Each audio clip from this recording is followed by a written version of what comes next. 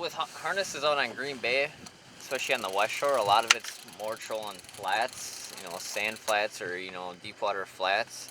And there's not much structure on the West Shore of Green Bay. So typically at this time of year, these fish are just pulling off the shorelines, and they're starting to get in that 8 to 10, 12 foot area, and even a little deeper in some areas. And that's really where we're concentrating on these crawler harnesses, is just trolling these flats just off of spawning areas or sandy, weedy shorelines where these fish were a little bit earlier when the water was cooler. And basically these fish are going to be heading out towards deeper water, deeper, cooler water, and so it's anywhere around that, even up to 20 feet right now. It's the end of May, and these fish are just sliding off shore. Water temperature is around 60 degrees, and they're starting to head for that deeper water where they'll start to suspend and get in that comfortable water where the bait fish are, and really start putting on the feed bag. But we had a big cool down in water temperature, so it's kind of, we don't know if we should throw on the cranks right now or keep going with the crawler harnesses, so just keep changing. Cranks and crawlers, you can pretty much go back and forth all summer. I mean, stick baits work really well all year, basically. Even when you start fishing the deeper water and stuff, deep dive husky jerks and reef runners and stuff. And then we'll go back through them again with harnesses too. Sometimes it's nice to start off to cover a lot of water fishing cranks, so you can go a lot faster, and then sometimes we'll go back over them with harnesses and kind of trying to wean them in. And I guess it all depends. Sometimes you'll get actually bigger ones on harnesses than what you do on cranks. So get that one in.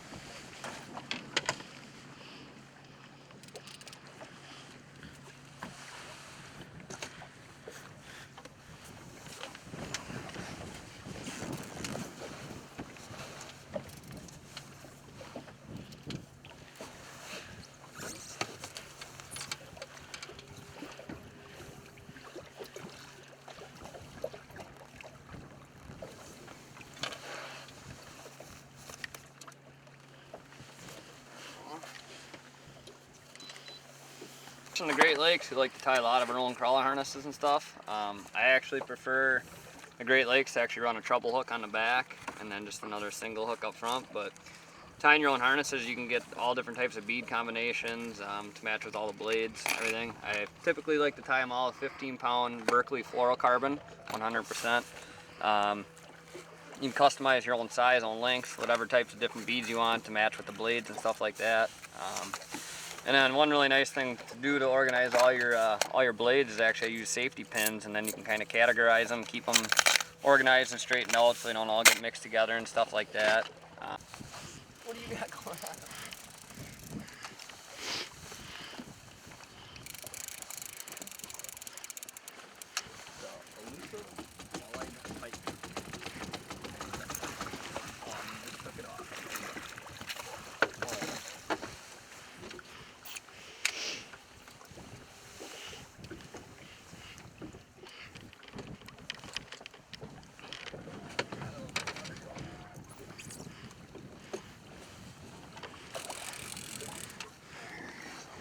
Pike.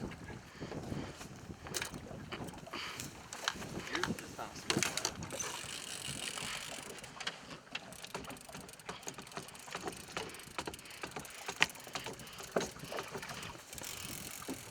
21-incher.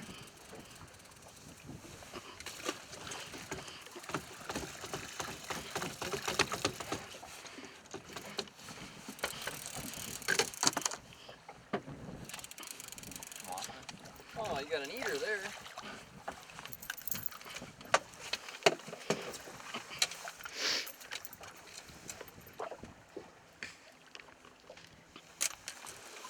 Little guy. We can eat him. As you can see here, we got a ton of blades we carry in the boat. You guess you just never know. It's like girls with their shoes. You can never have enough. And I guess you can break it down into 3 basic color combinations that are great here on the Green Bay and the Great Lakes. And that'd be your perch combinations, you know, your greens and chartreuses mixed together, and you never go wrong with any kind of golds, you know, gold back blades or just straight gold. One of my favorites is just a straight gold bead combination with a straight gold blade. You know, it's always a proven killer out here.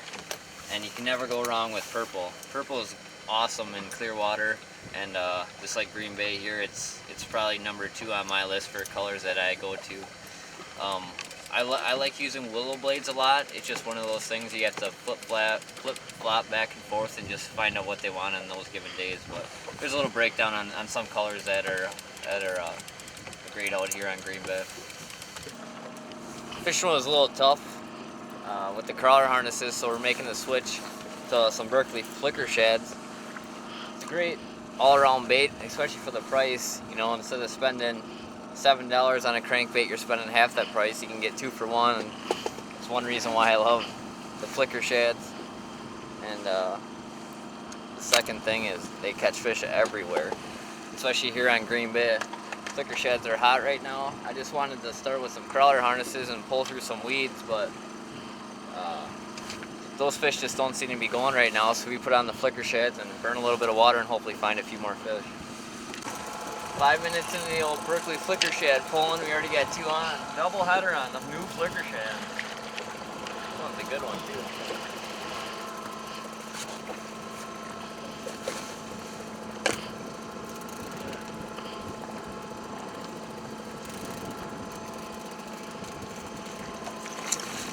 Really tough. That's a 25-incher probably.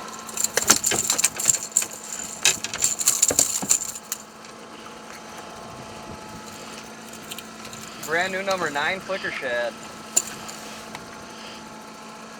The nice thing about Flicker shad, they make so many different colors and varieties for every different body of water you go to.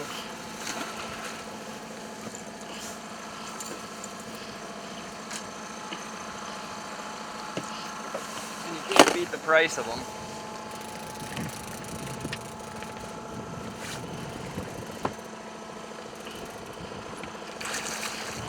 Get a little tight.